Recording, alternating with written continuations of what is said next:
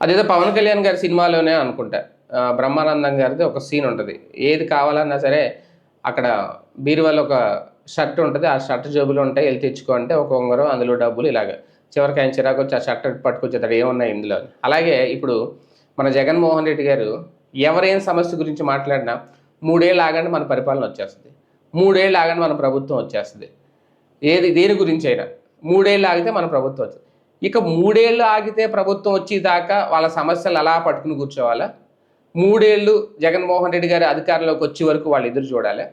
ఇప్పుడు గతంలో ప్రతిపక్షంలో ఉన్న తెలుగుదేశం పార్టీ గానీ, చంద్రబాబు నాయుడు గారు గానీ, వాళ్ళేమి జగన్మోహన్ రెడ్డి చేసే పనుల విషయంలో మేము అధికారంలోకి వచ్చిన తర్వాత చూద్దాంలే అని ఆగలేదే. ఆ రుషికొండ విషయంలోనో, విశాఖ పరిపాలనా రాజధాని విషయంలో వెళ్తానంటే కోర్టులకెళ్ళి కేసులేశారు. 3 రాజధానుల విషయం బిల్లు తెస్తానంటే కోర్టులకెళ్ళారు. మండలం రద్దు చేద్దాం అనుకుంటే కోర్టులకెళ్ళారు. న్యాయపరంగా లీగల్గా ఎలా అడ్డుకోవాలో అలా అడ్డుకున్నారు. అంతే తప్ప 3 ఏళ్ళు ఆగు, 4 ఏళ్ళు ఆగు, మన ప్రభుత్వం వచ్చిన తర్వాత చేద్దాం, అప్పుడు దాకా ఆగుదామని అనుకోలేదు.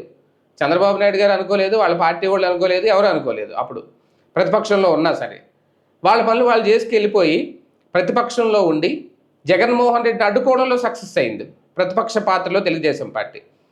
కానీ ఇప్పుడు పెట్రోల్ రేట్లు పెరిగినాయి, తగ్గించాలంటే మన ప్రభుత్వం వచ్చిన తర్వాత 3 ఏళ్ళు ఆగండి. డిఎస్సికి సంబంధించి మన ప్రభుత్వం వచ్చిన తర్వాత న్యాయం చేస్తాం. ఇప్పుడు ఏదో పోరాటాలు చేస్తున్నారు, దాని మీద వెళ్ళేం పట్టించుకోరు. రైతులు మద్దతు ధర గురించి మాట్లాడితే 3 ఏళ్ళు ఆగండి మన ప్రభుత్వం వచ్చేస్తుంది. అమరావతి రైతులు అక్కడికి వెళ్ళి మాకు న్యాయం జరగండి అంటే 3 ఏళ్ళు ఆగండి మన ప్రభుత్వం వచ్చేస్తుంది.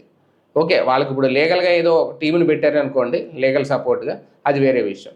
అంటే ప్రతిదానికి 3 ఏళ్ళు ఆగు, 3 ఏళ్ళు ఆగు, 3 ఏళ్ళు ఆగు అనేది వెళ్ళిపోదు. ఓకే, అది కాన్ఫిడెన్స్ అయ్యి ఉండొచ్చు, మళ్ళీ మనదే అధికారంలోకి వస్తుంది అనేది, లేదా ఓవర్ కాన్ఫిడెన్స్ అయ్యి ఉండొచ్చు.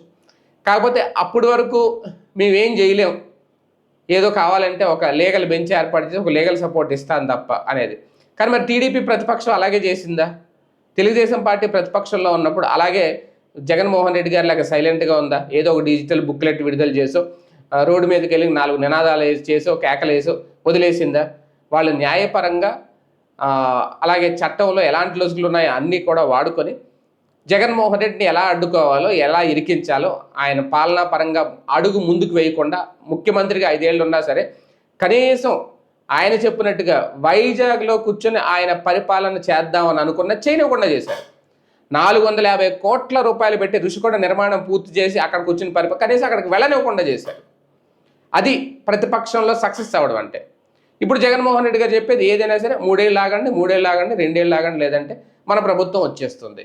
ఇంకా అంటే ఏ సమస్య అయినా పరిష్కారం అవ్వాలి అంటే జగన్మోహన్ రెడ్డి గారి దగ్గరికి వెళ్ళాలంటే 3 ఏళ్ళు ఆగాలి, అందుకు సిద్ధమే వెళ్ళాలి.